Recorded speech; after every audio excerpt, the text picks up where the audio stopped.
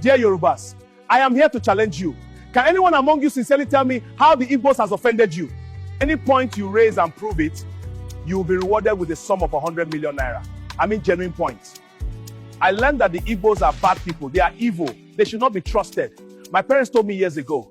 That's my point, you see? Your judgment is based on what you were told, not from experience. Has any Igbo man offended you before? I need an honest evaluation. What have the Igbos done to you to warrant hatred? Someone should talk to me. We are here to discuss unity. The Igbos are land grabbers. They have almost half of Lagos and other cities in this country. What about that? Do they steal the land? Do they pay the owners? Don't they buy those lands? Is it an offense to buy property with your money? Let me remind you that the investment of Igbos were seized in the name of abandoned properties. You should be the guilty one here, not trying to blame someone who bought item with his money, or you stop selling to them. Unfortunately, you pretend not to see the main land grabbers who pay people and collect their lands. Don't you see them? It's a shame that you fight someone who buys from you, but romance someone pay you and collect by force. That's hypocrisy. Any other point why your hatred on Igbos are justified? Nobody has given a tangible reason so far. My own is simple. Igbos are too proud. They are always bragging about everything. I hate that lifestyle.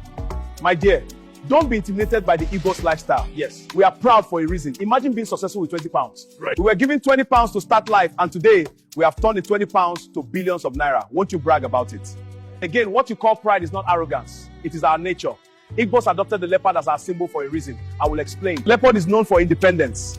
Like the leopard, the Igbo spirit thrives on self-reliance and personal achievement. Leopard is intelligent. The leopard wins through strategy, just as the Igbo value wisdom over noise. What about authority? The leopard symbolizes dignity and leadership, much like Igbo traditional prestige. You must also mention adaptability. Wherever it goes, the leopard survives, just as Igbo people excel wherever they settle. Think about quiet strength. The leopard moves silently but acts decisively, reflecting Igbo strength through results. We must mention courage. The leopard does not fear confrontation, mirroring the Igbo history of resilience and defense. Most importantly is identity. The leopard's unique marks reflect the Igbo pride in culture, heritage, and identity. You can see that what you misjudge as pride and arrogance is just our nature. In is in our vein. No apology to anyone. Shall we proceed with my question? Tell me what Igbos have done wrong to you that make you to hate them so much. The Igbos said that Lagos is no man's land. Is that not insulting to our Yoruba authority? There you got it wrong. If you are familiar with history, you should know that the phrase was first used by former governor of Lagos. It was Governor Jakonde who stated that Lagos is no man's land. It didn't come from the Igbos. Check your history well. Some Igbos said that on social media. Doesn't mean that Igbos said that Lagos is no man's land. You are looking for excuses. The last speaker is from Ekiti. So are you claiming Lagos? Lagos is southwest. Doesn't mean Ekiti man should claim it either. Why not allow the owners of Lagos to lead the fight if they are not happy that someone said that Lagos is no man's land? Why is Oyo man shouting up and down as if Lagos is his state? You claim what is not yours but turn to call someone land grabber for buying land. That's hypocrisy at its peak. Well, let me have more points. Why do you hate Igbos so much that most of you are now obsessed with Igbos? During elections, Igbos don't support our candidates. They will always vote for candidates we didn't support. They are rebels. I am glad you raised the point. Let me use the opportunity to educate you on democracy. People make their own choices. You don't impose candidates on people. On the part of Igbos, an Igbo doesn't support substandard leaders or unaccountable leaders. They go against any leader who is not standard enough. The Igbos are Republican in nature. They always go for the best, even at village level. Any other point to justify your hatred on Igbos? No point raised so far has been meaningful enough. I need points that make sense. Igbos destroy Lagos properties during NSAS protests. Is that reason not good enough to justify our hatred on them?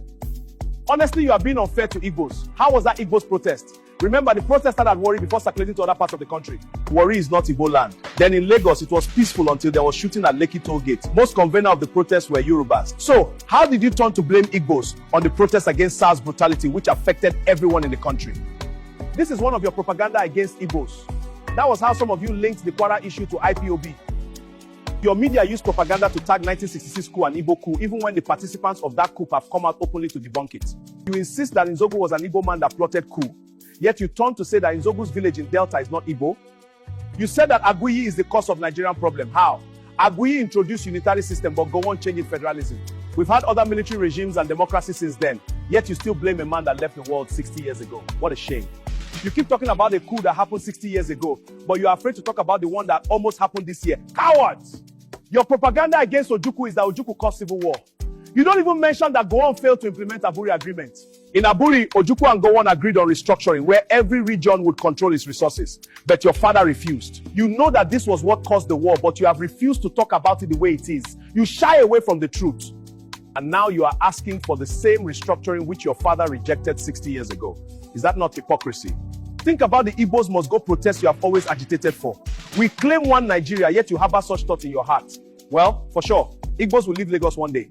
But remember the street of Lagos during Christmas period. You think you can survive without Igbos? How many Igbo man's shops have you demolished?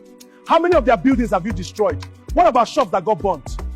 Remember, they bought those properties with their money. They invested heavily on those places, yet you keep destroying them.